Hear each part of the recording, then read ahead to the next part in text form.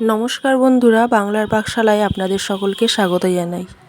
বাড়িতে আমরা অনেকেই অনেক রকমভাবে পুঁইশাক রান্না করে থাকি, তবে আজ আমি মাছের মাথা দিয়ে কীভাবে পুঁইশাক রান্না করি সেটাই আপনাদের সঙ্গে শেয়ার করব।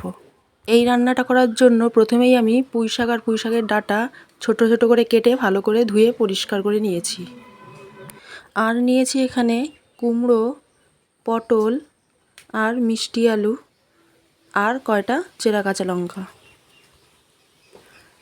আর লাগছে এখানে মাছের মাথা, এখানে আমি কাতলা মাছের মাথা নিয়েছি। এখন রান্নাটা শুরু করার জন্য প্রথমেই আমি কড়াইয়ে পরিমাণ মতন সরষের তেল দিয়ে দেবো। তেলটা ভালোভাবে গরম হয়ে এলে ওই তেলের মধ্যে মাছের মাথাগুলো ভালো করে ভেজে নেব। আর এই মাছের মাথাগুলো যখন ভাজবো তখন ভাজার সময় মাছের মাথাগুলোকে খুন্তি দিয়ে একটু ভেঙে টুকরো টুকরো করে ভেজে নেব, কারণ তাহলে মাছের মাথার ভেতরের যে অংশগুলো থাকে সেইগুলোও ভালোভাবে ভাজা হয়ে যাবে, কোনো অংশেই কাঁচা থাকবে না। এখন মাছের মাথাগুলো ভালো করে ভাজা হয়ে গেছে। এখন এই মাছের মাথাগুলোকে অন্য একটি পাত্রে তুলে নেব।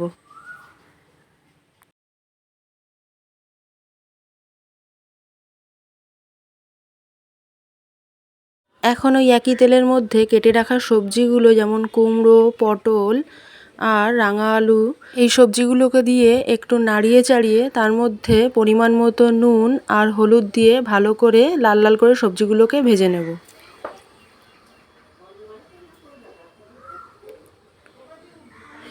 সবজিগুলো ভাজা হয়ে গেছে। এখন এই সবজিগুলোকে অন্য একটি পাত্রে তুলে নেব। এখন কড়াইয়ে পরিমাণ মতন সর্ষের তেল দিয়ে তাতে 1 চামচ মতন পাঁচফোড়ন আর একটা তেজপাতা ছিঁড়ে ফোড়ন দিয়ে দেবো।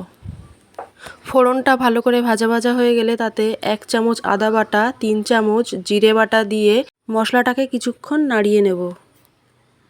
মশলাটা কিছুক্ষণ ভাজা ভাজা হয়ে গেলে তার মধ্যে পরিমাণ মতো নুন, হলুদ আর চেরা কাঁচা লঙ্কা দিয়ে মশলাটাকে আরও একটু নাড়িয়ে নিয়ে তাতে আগে থেকে ভেজে রাখা সবজিগুলো দিয়ে ভালো করে মশলার সঙ্গে কষিয়ে নেব।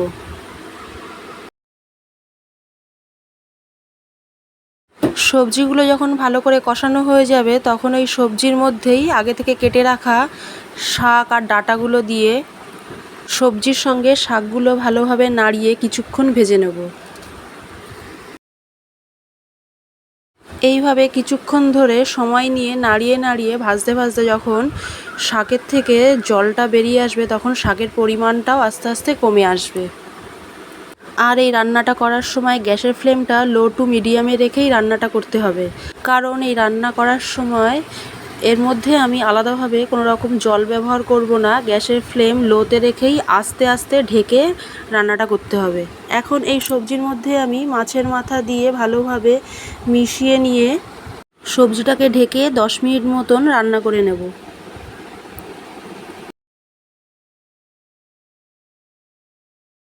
10 মিনিট পর ঢাকনাটা খুলে সবজিটাকে ভালোভাবে নাড়িয়ে নিয়ে আবারও 5-7 মিনিটের মতন ঢেকে রান্না করে নেব। তাতে পুঁইশাকের ডাঁটাগুলোও ভালোভাবে সেদ্ধ হয়ে যাবে আর রান্নাটাও প্রায় হয়ে যাবে।